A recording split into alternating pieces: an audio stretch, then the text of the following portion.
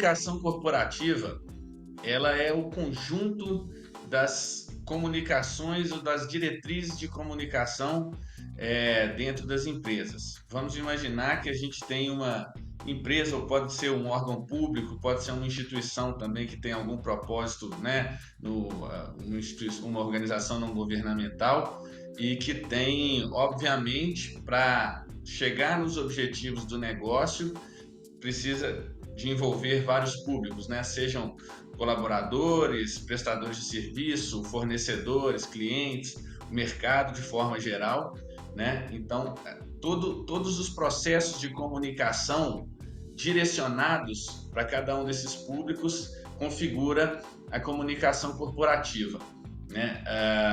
Então, um item fundamental da comunicação corporativa é entender muito bem quais são todos esses públicos de interesse para o negócio, né? Conseguir mapear muito bem e conseguir criar estratégias de comunicação e conexão com esses públicos de forma que essa troca, né, entre o que a empresa oferece, o que esse público oferece, seja uma troca benéfica para ambas as partes, né? Isso acontece muito dentro dessa gestão dos processos de comunicação corporativa.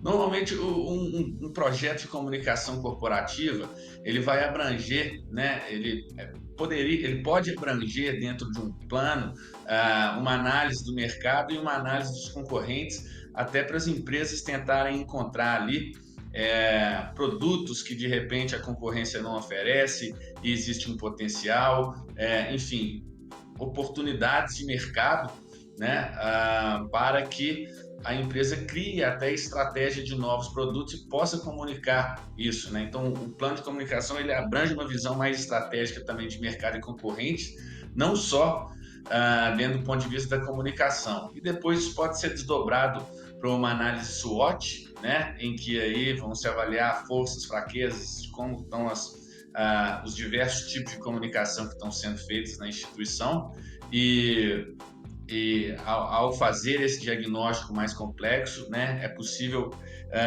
definir que essas forças elas vão ser ainda mais enfatizadas, é possível definir que há um produto no mercado em que, de repente, a empresa é muito boa nisso e pode oferecer ainda mais, né?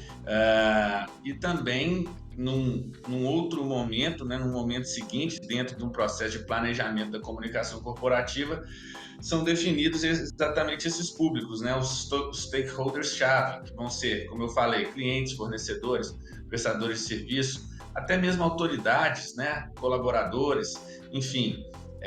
Se a gente for pegar, por exemplo, uma empresa como da área de mineração ou de uma área que é extremamente regulada, né? Normalmente essas empresas têm uma comunicação direcionada para autoridades, para o setor público, né? Até para ter uma certa defesa de interesses. Tem a questão das legislações que eles precisam acompanhar de perto, né? É o que a gente chamaria de estar próximo ali, né? Antenado nessas questões de legislação, como se fosse um lobby do bem, né? Mas isso tudo é definido a partir exatamente do mapeamento desses públicos-chave, né? E também linkado com os objetivos estratégicos da própria organização, né? Então você tem uma visão de mercado, você tem uma visão de concorrentes e produtos dos concorrentes, você tem uma análise interna da SWOT com os fatores externos que são as oportunidades e ameaças, né? Depois você tem esse mapeamento do público de interesse, né, que a empresa precisa conversar e se conectar para poder atingir os melhores resultados, conecta com os objetivos da organização e começa a criar as estratégias de comunicação com esse público, né? E aí as estratégias elas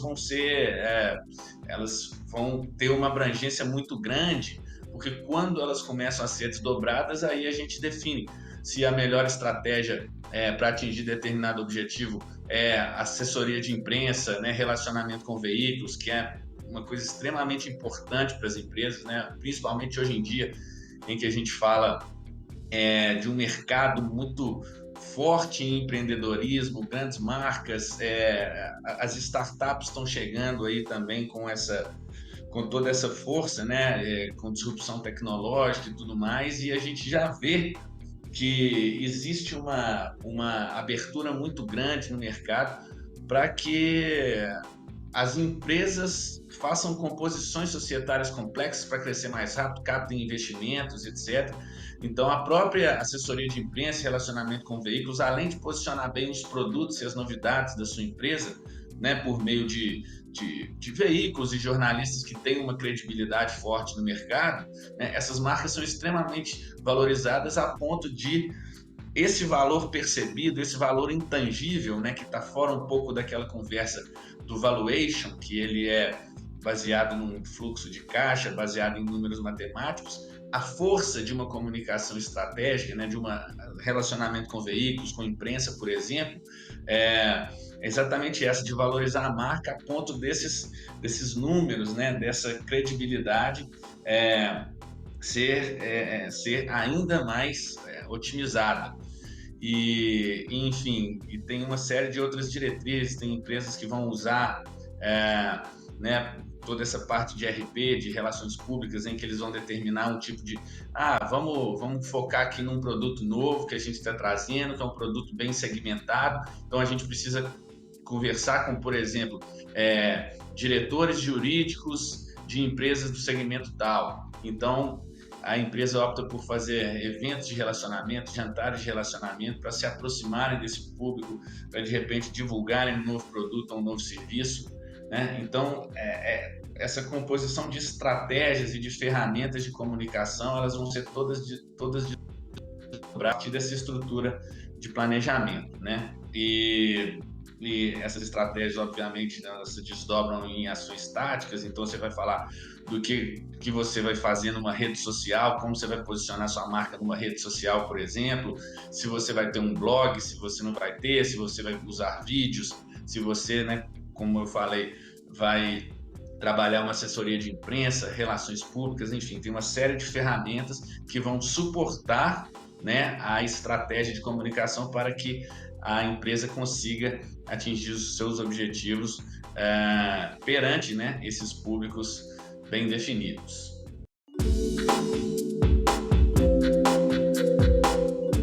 Bom, posicionamento, se a gente fosse pegar a frase mais clássica do posicionamento, ele seria a batalha pela mente, né, das pessoas. Então, o posicionamento, ele é chave para que as marcas consigam entrar dentro da cabeça das pessoas e conseguir passar uma percepção de imagem baseada na intenção que ela tem, né? O conceito do posicionamento, ele pode ser formado a partir de uma análise, né, de um produto que você oferece, entendendo que esse produto ele pode ser meramente uma coisa muito simples, mas mais somado à questão de uma experiência, de uma percepção mais intangível da coisa. Então a gente pode dar um exemplo de posicionamento aqui como a Coca-Cola. A Coca-Cola, ela é um refrigerante, ela é um produto simples, é um refrigerante, né? Mas como que a Coca-Cola ela entra na cabeça das pessoas e como que todas as comunicações, desde as propagandas até a comunicação de forma geral da propaganda da Coca-Cola, vai se conectar com o público geral. Então a Coca-Cola não é somente um simples refrigerante, né? Ela é essa sensação de estar junto com pessoas importantes em momentos importantes. Então você tem aquela Coca-Cola lá na mesa da família, né, almoçando, no Natal da família. Eventualmente você tem uma Coca-Cola quando você está numa praia com seus amigos, então tem toda essa sensação também de refrescância, né? Então assim, o posicionamento ele vai direcionar ali a marca para uma estrutura na cabeça das pessoas que extrapole somente o produto, né? Ela vai criar uma experiência, ela vai criar uma mensagem e um conceito em que disso aí todas as comunicações vão ser desdobradas a partir daí, né? Então assim, a gestão do posicionamento, a gente poderia dizer que seria o branding, né? O branding que seria a gestão da marca, do posicionamento, que seria exatamente o desdobramento das ações de comunicação, das campanhas de comunicação a partir do posicionamento definido, né? Recentemente eu tive uma conversa interessante aqui com o sócio, o que eu chamaria ali, né, de uma linha de mensagem que o branding vai passar, ele chamaria de uma tagline de como essa marca vai entrar na cabeça das pessoas, quais são as linhas. Então, por exemplo, se a gente pega aí o case da Skol, né? Skol é uma cerveja leve, é uma cerveja às vezes até aguada, considerada aguada por muitos, né? Então, assim, você conhece bem o seu produto, uma cerveja leve, uma cerveja aguada, por que não criar uma linha, né, que desce mais redondo? Ou seja, né, não é aquela cerveja amarga, não é aquela cerveja pesada, né, uma cerveja que você pode tomar até em maior quantidade, né, respeitando aí todas as questões, mas em maior quantidade, porque é uma cerveja mais leve. Então essa tag ela vai ser desdobrada até no símbolo, né, do redondo ali, que ficou dentro da marca Skol, o O, então virou aquele símbolo, aquela setinha redonda e tudo mais, e tudo foi desdobrado ali, todas as campanhas, até quando você chega num barzinho no interior, né, do seu estado, tá lá todo o branding da Skol muito bem direcionados. Então, alguns pilares do posicionamento, algumas perguntas-chave para se definir um bom posicionamento são: quem é a sua empresa, o que ela faz, por que eu devo comprar com a sua empresa e quais são os seus diferenciais em relação à concorrência. Então, eu acredito que o posicionamento ele fica claro a partir dessas respostas, né? Elas não são simples, mas ele fica claro, e o branding ele vai direcionar todas as campanhas e toda a comunicação a partir desse posicionamento bem definido, né? E no mundo de hoje, assim, né, que é o mundo do excesso das informações, tem uma frase muito importante aqui do próprio livro Posicionamento, que é, né, a única defesa que uma pessoa pode ter em nossa sociedade super comunicativa é ter uma mente super simplificada. Então tá aí a questão da batalha pela mente, a batalha pelo espaço que vai ocupar, né, de uma mensagem super simplificada, mas que você lembrou ali, ó, Coca-Cola, um momento especial, né, Skol, desce muito mais redondo, e, enfim, e a gente tem vários cases aí, até por exemplo, como teve aquela guerra, né, da Coca contra a Pepsi ali, da Pepsi se posicionar como, pode ser, né, porque apesar e isso é muito interessante, porque apesar de várias pesquisas mostrarem num teste cego que as pessoas gostavam mais da Pepsi do que da Coca-Cola, a Coca-Cola vendia mais, e tinha esse porquê, né? E perceberam que era exatamente nessas questões estratégicas de marketing e posicionamento que a Coca conseguiu entrar mais na cabeça das pessoas, e a Pepsi acabou virando ali o pode ser a segunda opção, que é muito legal também, muito boa, mas acabou se posicionando. Então tem toda essa questão, né, dos desdobramentos. Aí tem um case muito legal também das próprias Havaianas, né? As Havaianas aí na década de 90, para quem se lembra, eram sandálias que eram uma borracha meio dura, era um público mais classe D, CDE, e enfim, era até um material que as pessoas pegavam para fazer obra, para fazer acabamentos e tudo mais, e de repente, né, a partir de um novo posicionamento, né, a partir daquelas propagandas com ironias, né, com aquele novo estilo e aquele novo visual das Havaianas, se tornando um chinelo mais confortável, acabou virando uma marca que também não deixou de ser do público anterior, mas pegou também o público A e B, né? E acabou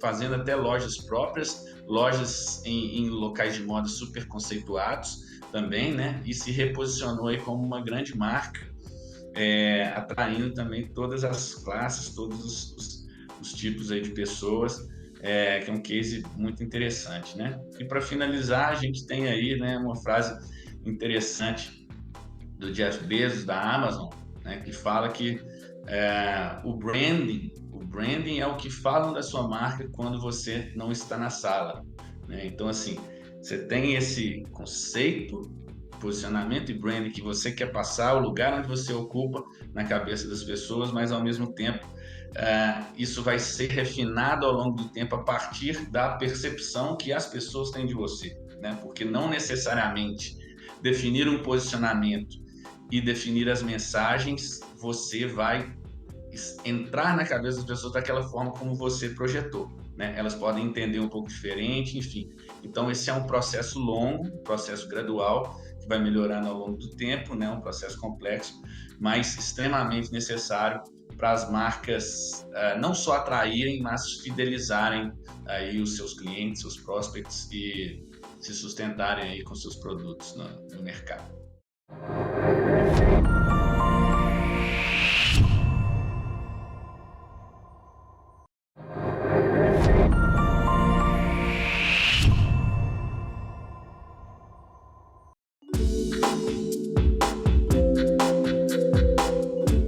O marketing por dados, eu diria que a maior importância do marketing por dados nas empresas, né? E isso é um conceito americano de data-driven que é muito usado nos Estados Unidos, é que você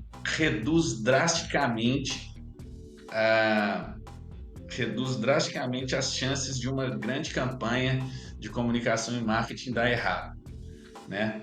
Porque você está baseando toda ela em dados, né? Então, hoje, se você pegar as grandes agências americanas, né, que tem esse perfil muito do que nós falamos aqui de comunicação corporativa, de posicionamento, elas não têm feito mais propagandas comerciais sem levar em consideração os dados, né? Então, assim, esse conceito do data-driven, ele é basicamente usar os dados para tomar decisões mais assertivas, né? No caso do data-driven marketing, que é direcionado ao marketing, tomar decisões mais assertivas, né? No marketing, no mercado publicitário, nas peças de comunicação que foram feitas, etc. Né? Hoje a gente começaria a falar do marketing por dados aqui no Brasil, trazendo, né, reunindo dados de fontes de informação diversas, né? Porque hoje a gente tem como a gente tem muita possibilidade de analisar dados pelas campanhas, especialmente digitais, né, em que você faz investimentos ali, Google, Facebook, Instagram, onde quer que seja, e você tem os analytics, você analisa os dados, né, então você analisa quanto que foi investido nas campanhas, engajamento, o próprio retorno sobre o investimento e sobre vários aspectos, vendas, pode ser número de leads gerados, enfim, tem uma série de parâmetros e de dados disponíveis, né? Quando você consegue ter uma leitura legal desses dados, consegue criar um método legal para você também poder criar as suas campanhas futuramente, aí é uma coisa, aí está num cenário muito legal, muito forte para as marcas conseguirem atingir o público de uma forma, né, de uma forma bem certeira e conseguir ter os retornos sobre as campanhas, né? E para isso essas agências têm usado muito tecnologia, né? Então tem muito programador, tem muito desenvolvedor e tem até para conectar essas essas fontes de dados a um mapa visual onde, né, no DataVis ali, que é uma visualização melhor desses dados, as pessoas e os tomadores de decisão possam criar insights. Então, esse processo do marketing por dados para gerar campanhas, por exemplo, ele passa muito por essa análise das fontes importantes e quais são os dados que eu tenho que ter, né? E a partir disso, o que eu posso criar, né? Então, vamos dar um exemplo aqui. Hoje em dia, o nosso perfil no Facebook, ele diz muito sobre nós, né? Então, se eu estou curtindo uma marca específica, eu posso estar curtindo também várias outras, eu posso estar curtindo filmes, eu posso estar curtindo todo um arcabouço cultural, filmes, livros, vídeos, etc. Eu tenho as minhas publicações. Então, se você pega e analisa um perfil de rede social, você já extrai várias informações ali. E a partir dessas análises dos perfis individuais, né? Vamos colocar aqui, eu vou citar um case aqui muito bacana, que foi o case da Oreo com a Game of Thrones, né? A Oreo precisava de lançar uma nova linha, tinha um desafio lá de vender biscoitos muito rápido, foi o desafio que eles passaram para a agência de marketing deles, né? E descobriram, por meio de uma investigação em redes sociais, que boa parte desse público que curtia o biscoito Oreo lá, que você clica lá em curtir na marquinha, né? Eles curtiam também o Game of Thrones, tinham muitas pessoas assim.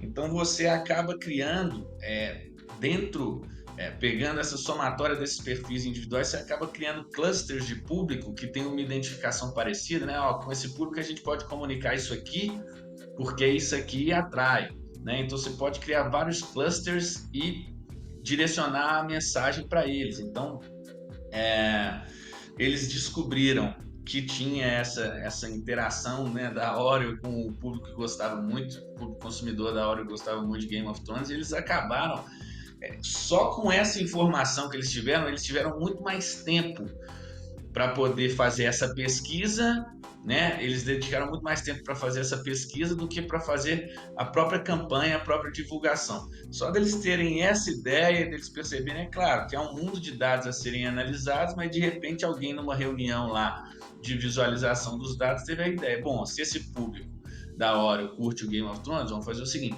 vamos criar aqui uma animação do Game of Thrones e tudo mais, e a agência negociou, obviamente, com as duas marcas, e criaram, né, está disponível no YouTube, e criaram uma propaganda desse biscoito Oreo Game of Thrones, né, fizeram uma embalagem legal, a partir de um vídeo em que aquela introdução, né, da série, em que os castelinhos eles eram construídos, enfim, que tinha os territórios e tudo mais, eles acabaram construindo os castelos com os biscoitos da Oreo, e a animação virou toda de biscoito ali, construindo os castelinhos com a mesma trilha sonora e etc. E no final do vídeo mostraram lá o pacote da Oreo com Game of Thrones, né? Então, assim, distribuíram esse vídeo de uma forma orgânica nas redes sociais, ele foi muito compartilhado, né? E os pacotes de Oreo com a marca do Game of Thrones acabaram no mesmo dia nos Estados Unidos vendendo, assim, um absurdo.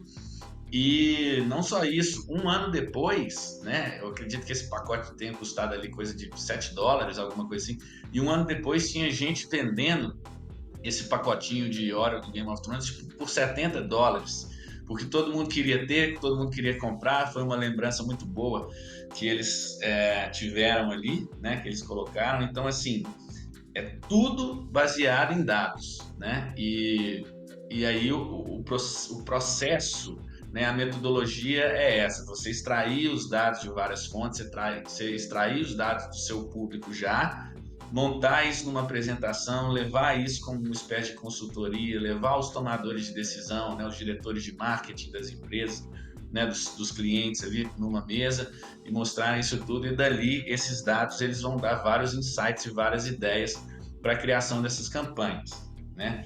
O que é muito legal. E tem um outro case muito bacana também do Burger King, em que o Burger King tinha, né, percebeu que dado momento na cidade do México tinha muito restaurante, mas o delivery estava vendendo muito pouco e tudo mais, e eles tinham esse desafio, né?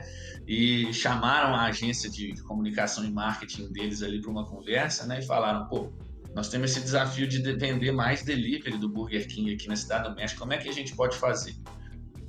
E aí eles foram fazer essa pesquisa de dados, né? Usando redes sociais, enfim, usando uma série de programações, conectando fontes de dados importantes e tudo mais.